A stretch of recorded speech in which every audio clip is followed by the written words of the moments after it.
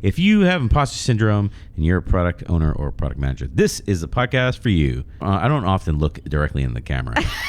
Let's talk about why you have imposter syndrome. Let's talk about what you can do to get over imposter syndrome. And I think the first thing that sticks out in my mind about getting around imposter syndrome is dealing with empowerment. Like actually being empowered with product owner responsibilities does a lot to actually get you over the feeling of imposter syndrome. If I was a product manager at a feature factory where I'm just like fed, like sales feeds me things and executives feed me things, that would be one thing. Because then you're always guessing where your next meal is going to come from. And like you're living on the street. That's what I'm saying. Like Right. If you actually are empowered to figure out solutions and prove or disprove why things will or won't work. I think where I'm going with this long-winded summary, I think where I'm going with this is if you have the ability to ask like, what makes you think we should implement that feature? And you don't get fired for asking that, I think you're pretty good. Yeah, I think some of that kind of blends into product discovery and things like that. But Sure. You have to be empowered to your point, right? And leading without authority can also, I think, gets into this. It doesn't matter what role you have, but specifically for product owners and product managers more so, if you have no authority, the real authority that, you can go out and talk to customers, you can bring their feedback in, figure out the why and then the what.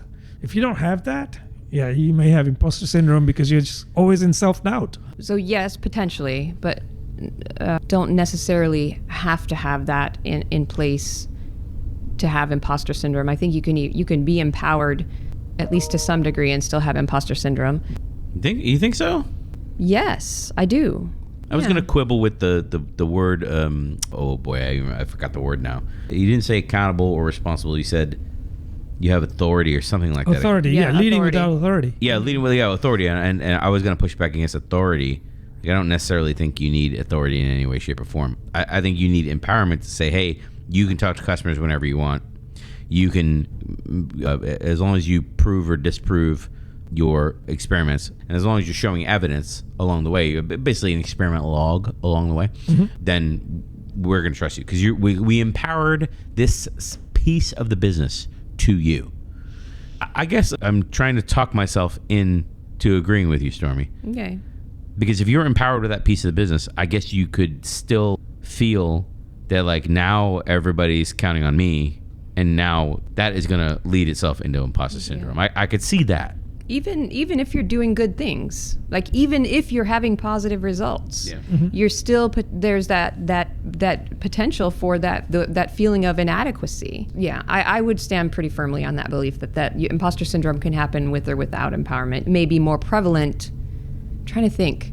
I almost wonder if this could go both ways, whether it would be more prevalent if you're not empowered, or if you are empowered, if you feel more pressured and you might even be more apt to feel inadequate. If you actually are empowered, like, hey, Stormy, I have this product X, product Z. I like saying Z. Z's a good word. I have product Z. I'm the owner of the company, founder of the company, CEO, whatever.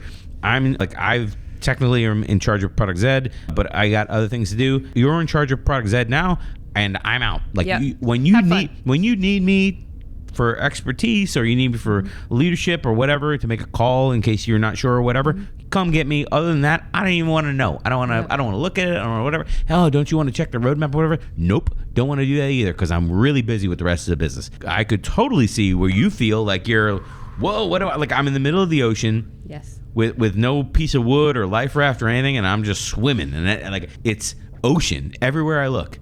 Like, what do? I could see that. I think that you described it very perfectly. I think it's way worse when you're not empowered. I think that wondering if you're even making a difference. I could argue both sides. That's the interesting part of this to me is I could argue the side of if you're just constantly being told what to do. Hey, just relax, cash out, take the input, know that you're making people happy with their deadlines that are all in the past. By the way, because that's the only, when you're in that culture, everyone brings you deadlines in the past. So you're constantly disappointing people by succeeding, by the way. But I could totally see the panacea of everyone just tells me what they want to do. And then I don't have any imposter syndrome at all because I'm just taking request number 1 and implementing request number 1 and taking request number 2. And request number 3 came in as higher than 2. Oh, stop working on 2, work on 3. You're just a backlog person at that point, really. But what if you are a really good backlog administrator, or you think you are? Or maybe you are, but that's all you're doing. Really, but you're really good at it. Really good until they eliminate your whole division. Right? All right, you have imposter syndrome for whatever it's worth. You have it. Whether you have empowerment or you don't have empowerment, you have it. Now what? Okay. How do you deal with that? Well, we can't. Well, my proposition was you actually need to be empowered. No one thing is going to get you over the hill. What a terrible. Over the hurdle? Over the hurdle? Over the hurdles? Oh, man. Terrible today. No one thing is going to be a home run for you. There we go. I'll go. Sports analogies. No one thing is going to do it. I don't know. I've given up now, totally trying to make my point. No one thing is going to do it. It's going to be many little things together that gets you over feeling imposter syndrome. When we started this, we talked about there's just a certain amount of time when you start working at a company for the first time that there's nothing's going to fill that void. Yeah. Like you know that you don't know anything about it. Especially if you enter as a product manager with no domain expertise. Now you're really playing catch up. You got to learn the software, you got to learn the customers, and you got to learn the business domain. Yeah, stock up on that Zantac. The German 3. That's what that was. 3 things. You get the new person pass, and you want to milk that for as long as you can, right? Sure. And that will, I think, keep imposter syndrome at bay for a little while, right? You can kick that can, right? But then you come to the point, and then to your point, particularly, maybe you're coming into a new industry, maybe you're coming into a product you're not familiar with, and you don't have the domain, so you have a huge hurdle to overcome, a lot of learning. And you get to be newbie and not know what you're doing and not have to fulfill requests and meet requirements for a little while. But at some point, I would say usually around the 90-day mark, your first review or so, there's a change in expectations that is both in the company and on yourself, right? Now, if you haven't overcome that hurdle, or you feel like you have a long way to go yet, that almost is the melting point. It's not at the beginning. And then a year from now, you could be that subject matter expert and that domain expert. You've got that domain expertise, but it's that middle ground. Whew. So even in those first 3 months, even if you're new, like that's kind of where we're going with what we're talking about now. Yeah. You're new. Even if you're new and you don't have domain expertise, 2 recommendations. Number 1, like there's no stupid questions. Like it's like if you're a PM in the PM career field and you're afraid of being perceived as stupid because you're asking questions, first of all, you're in the wrong career field. That and business analysis, like you made a mistake. You need to fix something. But aside from like pushing that hard out of the way, what you can do in the first 3 months is you can spend a lot of time doing one-on-ones, climbing the old corporate ladder, figuring out who is in managerial positions and then who the actual leaders are. And then basically between the two of them, who actually calls the shots. Like you might have a manager that says like, oh, well, this manager decides when things get done, or this manager decides prioritization or whatever. But the subtext is, well, this manager always relies on this leader, this specific subject matter expert, who, if they don't like something, it basically doesn't get done. Like that's not written in an org chart or a hierarchy or whatever anywhere. Even if your teams are more agile than a typical top-down hierarchical corporation or whatever, it might be hidden inside of like one senior member of a team who's been there for a while. Whatever. The point of this is politics for a product manager is important. You need to cast that net very wide and learn who makes things work. I mean, who has authority, that kind of stuff. And in your first 90 days or whatever, like in that period where you while you're ramping up on the rest of the business, there's nothing stopping you from doing this. Yes. Yeah, definitely vectoring in with the right people from day one. That should be your objective anyway, right? Whether you're in the same domain that you're walking into or not. Even if you are, people and politics and processes, the 3 Ps, get in the way. So yeah, just figure out who really matters, side with them, and they're going to help you get over this, right? The 90-day is just an arbitrary timeline, really. Truly, it is. I thought about that because that's kind of where I am in my job personally. So it just came top of mind. I just had my 90-day review, so I was like, huh. Basically, the people you meet when you first onboard to a company, like you're setting the tone for your interactions rather than letting them be set on somebody else's terms. Basically, you're choosing the Confucius, like you're choosing the field of battle rather than letting somebody else determine the field. But and even if you choose a crappy first interaction, or your first interaction is not that great, like you have one-on-ones, you have opportunities in the future. But the point is, you're seeking to influence what you can. I think that, so number one, you're still trying to figure out when you're at if you're new, right, you're still trying to figure out what exactly you're responsible for. So ideally, we kind of understand what we should be responsible for, but every company is different, and there's politics, right? So we don't know those things yet. So we're still trying to figure those things out. One of the things that when you were speaking that I started to think of was, because we don't know what we don't know, that those initial meetings are thinking about them as opportunities for relationship building. Right. So really focusing, making that the agenda, making this meeting about how they can help you, right? So be selfish as long as you can, because and the reason I'm saying that is because as soon as you have those one-on-ones and you've got the new product owner or the product manager, right, and you have a one-on-one, and all of a sudden you walk out with the action items, blah blah blah blah blah, right, in your first 90 days, you have now scheduled one-on-ones with all your salespeople, all your account managers, all your all your leadership team and so customer success, all of those people. And all of a sudden, they're going like, can you do this? Oh, can you do this? And because I think I mentioned earlier that when you come in, you don't know what you don't know. And the assumption is if somebody's asking it of you, that must be something that I should be doing, with the assumption here that we don't necessarily know the domain, right? Yeah. I guess, is that something I should be doing? Maybe in a year from now, I might say, that's probably not something I can help you with, but I know who can help you with that, right? So, but we don't have that knowledge right now, so... My point is, when you're kind of learning that political landscape and you are, number one, either trying to deal with imposter syndrome or keep it at bay, be selfish. Make those meetings about you. Use that one-on-one time to learn about what the company, what that leader does, what their expectations are of your role, and then communicate back anything that might not be aligned. I mean, this is your opportunity to do those, to your point.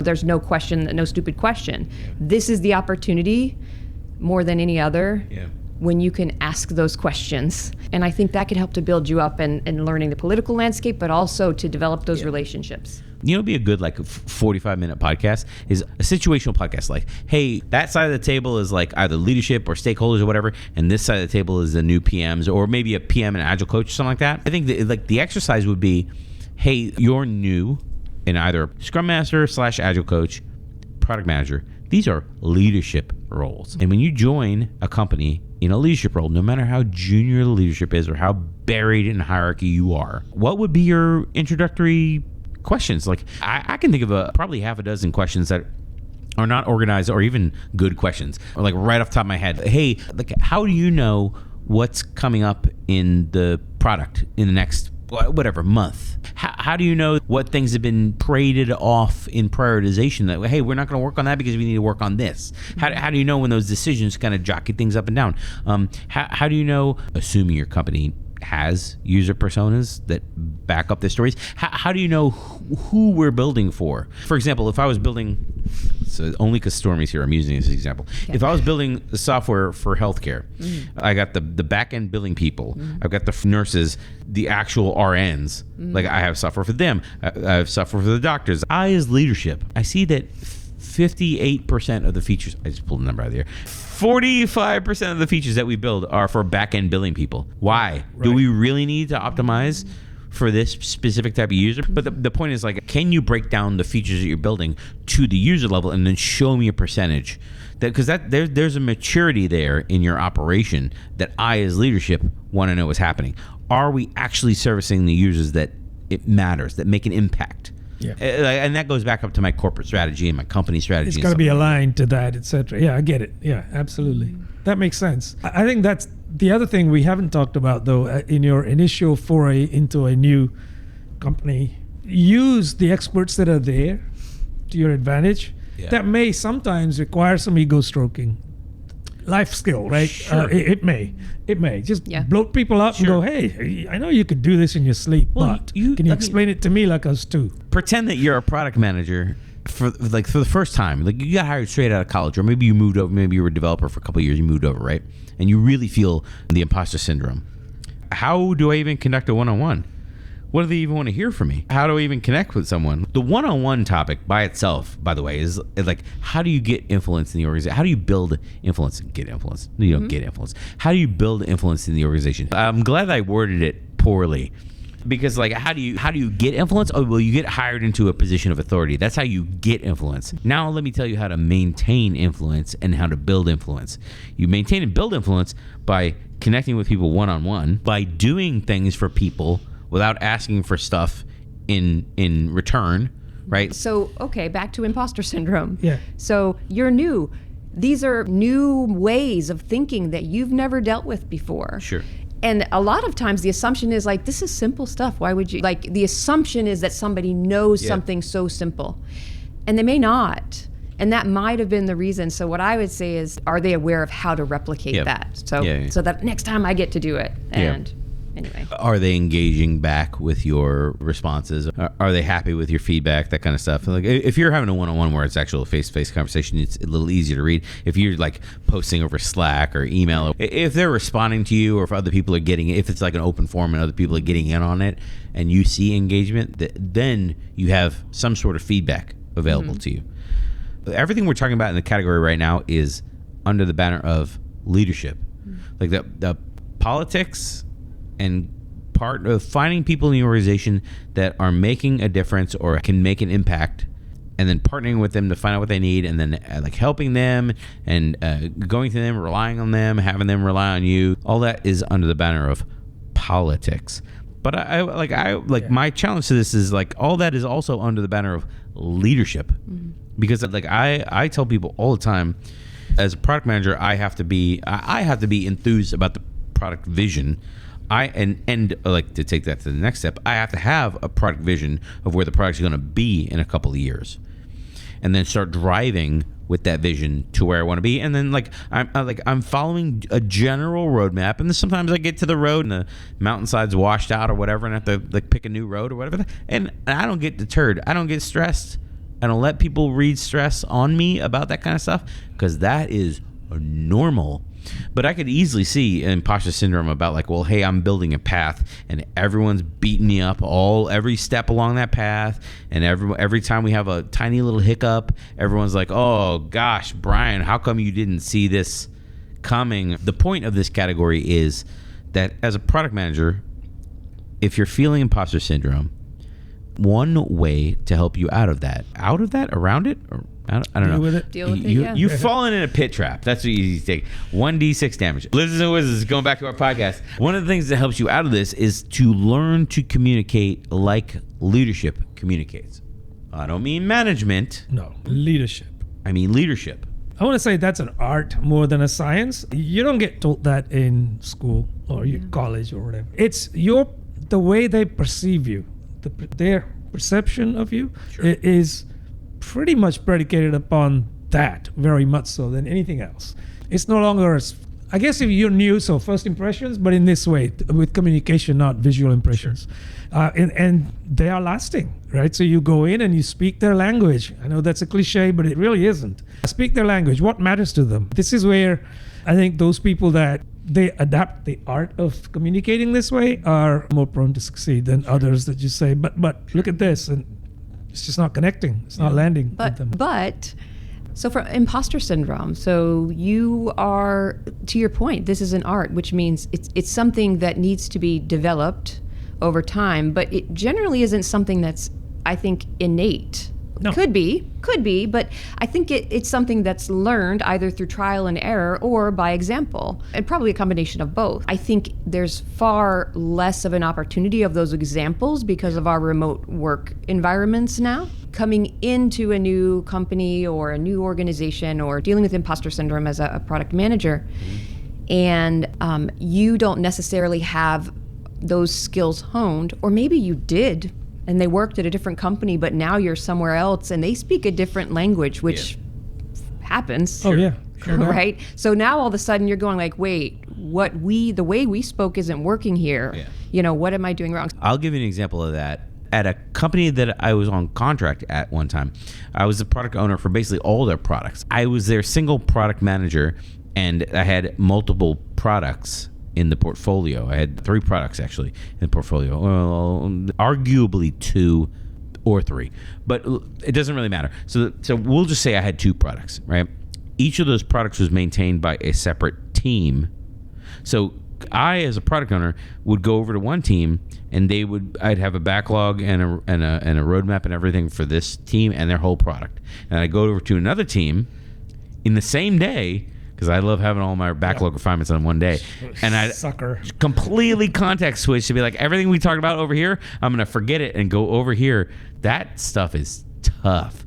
One of the things I want to say about communicating with leadership, coming into a new company and you don't know how they talk, right? It's a new company, is maybe just get yourself invited to some of those calls and observe. Say nothing and just watch how other people are doing it. Maybe partner with some other product managers and see, right? That might be good. So I'm saying, really what I'm getting to is reach out to your peers. Yeah. Right? One-on-ones. Partner. I think, partner so, with them. Yeah. So Yeah, I mean, there's nothing wrong with going to another product manager and going to them and be like, hey, I just want to observe. You know what I mean? I just want to ride along or whatever. Like, that's not a bad thing. No. Saying like, hey, I don't really understand how to do. I like the first 5 years of my career was doing business analysis and QA.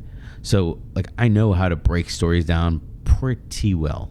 I can't even imagine how someone who just jumps in from college and just starts doing the PM role and is expected to have that BA skill set. I can't even imagine how they learn. I know how I learned, which is not necessarily the way I want other people to learn. I learned by sitting at projecting on the screen what I'm writing, and then the whole development team and everyone just be like, stop writing that. That's terrible. Like, don't write that. Write this. Like, that's the way I learned to write stories in front of everyone. You that's say the you don't, perfect way. Yeah, I was gonna say, you say you don't want people to do it that way, but swarming is brilliant. Yes. You just have to have less of an ego around you and go, I know I'm wrong, so what does it matter? Yeah. Right? I'll be the hands on keyboard. You guys are the brains. I guess so, right? yeah. Put something out there for them to knock it down. I'm a fan of that. Yep. I can't think of a better way to do that. We're doing an acceptance criteria. We're trying to figure out, we're refining these stories, and I don't know the how. Sure. I don't know the infrastructure. Sure. You do. I've written this story, and you're going like, that's going to impact this, or no, that's freaking enormous. Yeah. You know, that, yes. Oh my gosh, I can't think of a better way. And a better way to learn as well is to have that opportunity. And what I can tell you from being so fortunate to have worked in this industry in the before times is that having that experience and knowing that that is so far removed from the experience that people have in general now, that as a product manager or even a product owner coming in, and things run very differently. All of a sudden, you don't have that. You don't have the expertise to be able to ask questions of right at hand. There isn't those drive-by opportunities, and there isn't that opportunity to visualize and to have that group mindset where you start dissecting and hearing other perspectives. Yeah. Oh my gosh, I'm getting goosebumps thinking about it, because those were some of the best meetings ever. I learned so much, and I felt as well that I was able to give something as well. Yeah. So even though I wasn't a developer, I was able to give them something they needed. Yeah, be vulnerable, right? Just go in and say, I don't know. Yes. Maybe we could do this. And they go, no, that's dumb. Yeah. Okay. Well, the other thing under the banner of communicating like leadership is bringing people in. Like sprint reviews is like an easy one that I think of when I think of this category, communicating like leadership. I think of all the teams that I've been on that did not have a customer representative at the sprint reviews. That the first thing I did as a product manager on the team was, hey, why don't we invite whoever we're building these pieces of software for, why don't we invite them to sprint review? And then like, okay, well, maybe we can, maybe for the first 10 minutes or whatever, the people joining from outside the company we'll show them their features and they can drop off, and then we'll segue into more technical, deeper dives or whatever. And that's cool if there's multiple different personas that we're talking about in the review. I would hope it's not, but it's reality, so whatever. The example I'm talking about is like the team that never talks to customers. Yeah. That's easy to get over. But is it easy to get over, or does it just lead more into like I'm inviting people potentially from outside my company now to the sprint reviews? Does that lend itself more to imposter syndrome? I think maybe at first it does, but over time it does not, because over time you will, by inviting the same people to the sprint reviews and having people learn other people's personalities and talking with people, and what you develop a relationship. And I think the deeper that relationship goes, the less imposter syndrome you will have. If you are deeply familiar with people and their problems and their personalities and the issues they experience with the software or whatever, I would expect the normal bias is, well, I know these people. They're not others anymore. They're my tribe. Yeah, what's near and dear to their hearts, right? By that stage. Yeah. But we're talking about somebody coming into a new organization. In that case, you don't have that. You don't have the relationships. I can't think of a better way to build them than invite every persona stakeholder into your review. Yeah. And start to forge that. As a PM, you can start to forge that relationship up front. So I think from an imposter syndrome perspective, in your specific example where you're talking about bringing customers into a sprint review, for instance, which I have found just is a game changer and isn't done enough. But I've also found that for the dev team that has never done it, or has been far removed from the customer, oh no. Oh my gosh, the fear and it's loads of and leadership too. Same thing. No, we wouldn't want. Those are internal meetings. We wouldn't want customers on those. Well, that's a level of imposter syndrome right there. So it's I think it's a little different. It's not exactly imposter syndrome. So I think this is that's something a little different. But if I'm thinking about from the product perspective, the product manager that has imposter syndrome, inviting the customer could actually help, I think, to alleviate some of that. So initially, I think there may be, that hurdle that you need to get over, and you understand that there's that hurdle, particularly with dev. At least this is my personal experience. Because you are a little bit separated from dev, it's a little easier to kind of force that change and watch the relationship build, to see the success happen and to feel that. Right? To be able to demonstrate that even to leadership and say, I have never seen anything but positive outcome from getting as close as we can to that customer in regards to feedback, but as often as we can. So I think that this may be a way to help. One other aspect of that is you are also indirectly at that point building relationships with the customer. Who is also then kind of building up your confidence and helping you to kind of maybe overcome some of that. So there's a lot going on there, but there is to your point, some time that needs to kind of happen over. You just walk through how to get over imposter syndrome. Like you have to build up your relationship with the customer, and over time, you feel more free to kind of exchange information back and forth. Like that's, again, all that sounds like communicating like leadership to me. The other thing we didn't cover with communicating like leadership is, like, I do this with my product vision a lot, like annoyingly to all my stakeholders a lot. Like I will repeat the same thing over and over and over again. And I told I had a CEO that his leadership spiel. Is there a SCH? I don't know. Anyway, there is now. There is now. His German version. His the leadership spiel. 3 was when you optimize for one group in the company, you sub-optimize for all the other groups, or something like that. I thought it was nonsense when I heard it originally.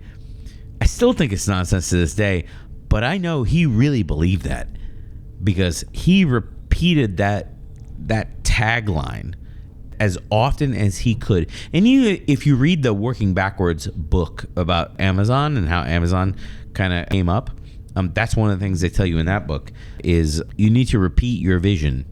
Whatever your leadership vision is, just keep repeating it over and over and over again.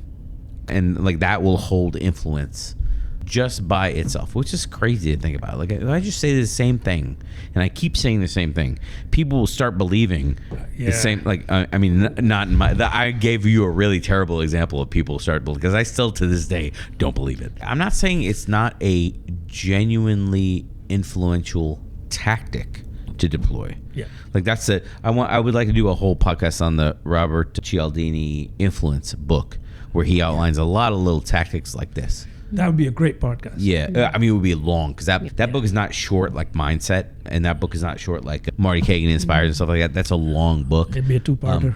But there's a lot of dirty tricks and context inside of that book for to help product managers, definitely to help them. Prefer the term guerrilla tactics. Yeah, Boy. yeah. Than dirty tricks. Dirty tricks on the old Agile podcast. We could do a whole podcast on communicating like leadership. I think the most effective thing we can do in the time that we have that doesn't get edited out of this podcast is to talk about metrics. One of the things I'd like to bring up is all metrics being tied to money, not proxy metrics, not things indirectly tied. Oh, these things are tied to hours, or these things are tied to whatever. No, I'm talking about metrics that tie directly to money. One of the things I feel is in order to present the cleanest metrics that get you immediately as a leader in the organization, one of the things you can do to bring people along with you is only talk about metrics as they tie directly back to money. Don't ever talk about proxy metrics. We were talking about this the other night. If you're going to be a representative of leadership, you have to talk in terms of money. Yeah, anything else doesn't really land with them, I feel. I mean, if you're a leader, if you're a higher level leader, and somebody comes in and talks to you about these other metrics, right, all you're thinking about is when's he or she going to shut up? Yeah, this is really not meaningful to me. Like, tell me how it matters to me. So that euphemism again, right? And to your point, yeah, distill it to the dollars. Are you saving money? Are you making money? What's going on? There are some notable exceptions to that, right? When you bring in some ideas that potentially might warrant investment, but still turn that into like, what is the potential benefit? Use all kinds of financial metrics if you want, but ROI gets bandied about an awful lot. There are other financial metrics. Oh, no, I kind of want to cut straight to a real example so we can talk about something that will help people punch through imposter syndrome as a PO or a PM. If you have a balance sheet, if you have some kind of P&L, like let's talk about like monthly recurring revenue. Let's talk about any of the pirate metrics, and I'll pull up the pirate metrics in a minute. The AAARR or AARRR, whatever metrics. Like any of those metrics are great. So if you're going to talk about, hey, I'm going to make a change in my software, I'm going to bank on making this change will have an impact, and that impact should be a monetary impact. I want to be able to show the impact of my change on the monthly recurring revenue. So I'm showing you, hey, I implemented this software change, this new feature. Mm-hmm. You don't care to hear about the details. You don't care to know how we're deploying the application or whatever. But what you do care about is what is the impact of that change on our monthly recurring revenue. Whatever change I make, I need it to roll directly up to money. I absolutely agree. And look, if you're in that role where you really have just come in and you don't know the depth, fine. Make assumptions. Make them clear. Sure. You know, if we get 1,000 more people to click on this, 1,000 is an assumption, right? Mm-hmm. Sure. Yeah. But you're saying that too. You're not saying 1,000 people will. You're saying if they do, then this is what it means. And then use the power of extrapolation. What if it's 5,000? What if it's 10,000, right? And show that. I think that gets you mind share. That gets you to start talking about this with the right people in the right way. And be ready for the negative connotations too. What if only 50 people click on it? How much are you spending putting that feature in? And what will you do? So go in with those scenarios. Like, okay, if all goes well, this is the conversation I want to have, but I also have as backup in my pocket, what will I do if there's only 50? So maybe one of the tactics might be, well, we're not going to immediately roll this out. Maybe we just do that with a focus group or a pilot set of users. just to validate the assumptions. If you're going in and having those discussions, I think you might actually have a better chance to succeed. A couple of things I wanted to mention in regards to tying metrics to money from a health caregiver perspective. That's uncomfortable. Yep. So understood, but still uncomfortable. Yeah. Right? So I can say that personally. That said, if what I have learned is even when we're talking about metrics like, improving healthcare gaps, we can still tie that to money. If we're measuring it, there's almost nothing that we can't in some way tie to money. This is where I want to be with the pirate metrics. You're welcome. It's acquisition, activation, retention, referral, revenue. That's the model. AARRR. And the idea is I don't want to implement anything that doesn't fall under one of these categories as improving the money that comes from acquisition, activation, retention, referral, revenue. Back to my healthcare application, Brian and Ohm's healthcare application. Don't worry, we're 18 months away from selling our company again. Hey, well, listen, we want to boost retention in our application because the idea that we're going with is users who use our application more and for a longer period of time will become advocates, and they will be the people that help us sell our application. We'll search for things to build, and we'll talk to those type of users to figure out what we need to build next. We're going back to the imposter syndrome, right? Via metrics. If you have a guide like this, so like, well, what is this feature that we want to implement? Oh, sales, you want to implement a new feature that helps us sell a customer or whatever. Well, which category does this fall into?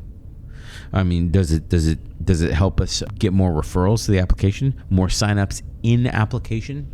Okay, well, our application is not really, you don't really get signups in the application. That's not our business model. Okay, well, it must help activate, like people who sign up and sign in for the first time and then never come back or whatever. It must help with that. No, it doesn't help with that. Well, does it help with acquisition? No, it doesn't help with that. Or does it help with like referral, like bringing people in to the ecosystem from other applications or other places on the internet or whatever? No. Well, then it doesn't fit into my vision for my product. And now you're back to like, you have your arms around the product. You have your metrics directly tied to money. You have your vision, and you've built off all these things. And now you're saying yes and no to features based on where you think you're going and where the money is leading you. Both, because those are very different paths. I just want to say, I absolutely fully agree, first of all, but there's also another side, right? So there's what you just said about where's it going to mean revenue sources for us. There's also the cost saving part, right? Reduce attrition, for example. So this feature is going to make sure that we lose fewer users. Yeah. That's still adding to the bottom line. It's acquisition on there. Yeah. So it's not churn. Just what's going to, it's churn, exactly. Yes. That's the term. Yeah. Just be mindful of that for those people out there that just say, well, but my system doesn't do that, or my product's geared towards, or my features are geared towards saving money. They're equally valuable. Yeah. You're saving money. Just have a good case for it. What I was getting to is that, money, numbers, being responsible for that is really intimidating. No doubt. Yeah. Oh my goodness. I'm just saying, not that that's part of your job as a product manager, but it's scary, and coming in new, it's super scary. Yeah, it's like playing roulette with somebody else's money. You don't know what the outcome's going to be, and there's high stakes usually. And you don't understand yet. You actually don't have an understanding of, there's time that you need to be able to learn and hone your skills and understand what numbers matter, what money matters, where are those pools, where are those buckets, how do I prioritize those things? And money is one of the biggest influences in that prioritization perspective. Mm-hmm. But it's also calculating that, and then understanding it is intensely intimidating, and there isn't necessarily black and white when you're dealing with money and numbers. Like when you're dealing with money, is some no? We're talking about, we're arguing Agile. School me. I don't agree. I don't agree because depending on the financial model you're deploying in your software development organization, especially with companies I see making deep 10%, 20% cuts. When I see that from across the room, I'm like, oh, you're deploying a cost-based accounting model to an organization where throughput is more important. Basically, what you're thinking is, I have my cost of inventory and my cost of payroll and my profit from sales, and you will never balance that number because that accounting model will never work for you, because maybe your industry is changing at a pace that you can't keep up with this crappy accounting model. Without going into a completely different podcast, you're trying to cut headcount to make up for losses in other areas where, like, the accounting model you're deploying is failing you because all you have is lagging indicators. Yeah. Okay, in quarter whatever, we punched out 25% less profit. Oh snap, we need to run out and fire 10% of our workforce to balance those numbers back to make it look like we're doing good in the next quarter or whatever. Well, why not? Why not fire 50% of your workforce to make yourself look great in the next quarter? Because you're just dealing with lagging indicators. That's not great. Like, you need to deal with the throughput immediately so you can see if your demand increases, you can see that daily and respond to it daily. If your throughput drops in the week over week, you can see that weekly and you can respond to it weekly. If you don't get a chance to change your business but once a year, once a quarter, that's ludicrous to me. We're talking about metrics being tied to money. That's what we're talking about now. Yeah, so the time element that you refer to, right? How many times have we seen supposedly very stable companies on that slow death march, right, to basically obscurity? I mean, we've talked about that before, right? Some household names, not necessarily because of this, but this is a big part of this. Sure. Right? And then the other part, probably, I don't know, just as big, I suppose, is ignoring the customer, right? Which is a guarantee. Oh boy, to slide down that path. And yeah, so I think that's a different podcast. This is why it's important to tie metrics. Like, every metric you follow as a product manager, to tie it directly back to money. Because that is a language that's leadership's love language. So, Brian, you have brought up a lot of great points and absolutely agree. But when we're talking about imposter syndrome and maybe starting at a new company or in a new domain and we've talked about getting a feel for the politics, understanding leadership, all those things. This is a whole new level, a whole new language, to your point. This is the leadership love language, right? But it's a completely different mindset, a completely different, like a skill set, I should say, a completely different skill set that also needs to be learned and honed and be able to understand how to tie your product to that money. It's easy to feel inadequate. You've not gone to school for finance. You might inherit another team involved in another, like an exploratory line of business that you might have to learn quickly. And that's cool. Like, there's obviously going to be imposter syndrome in that. There will be for your whole team. When you're doing something for the first time, there certainly will be. I think that's natural, right? Sure. Maybe. So I don't know. I mean, imposter, yeah, maybe. So that feeling of inadequacy or I think even in the face of a good work, so that you don't deserve, like, that's generally the imposter syndrome, is like you don't. Well, that is negative self-talk. That is the Carol Dweck Mindset podcast.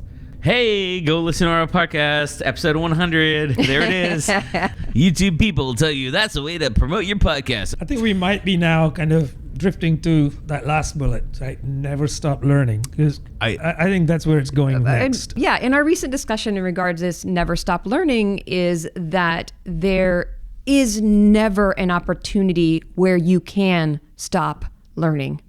You must continuously learn, and you must be proactive about that to be relevant and to be successful in product. You must. And so we had mentioned, for instance, a lot of the certification factory kind of going around, that people study and they read books or whatever, and then they pass and they get their certification and they're like, cool, done. All right, got my job. Yay. All right. I'm the expert now. Right. But this is a craft that has to be honed. And I would say particularly now, because we have moved away from co-located work where we don't have the opportunity to work with other people and really learn kind of really on the job, that you have to be very proactive and getting involved in your community, in regards to Agile business, being a part of that community, learning, investing time, giving back to that community as well, to your point of, of not just learning, but providing learning, feeding our culture, feeding the younger generation and the people coming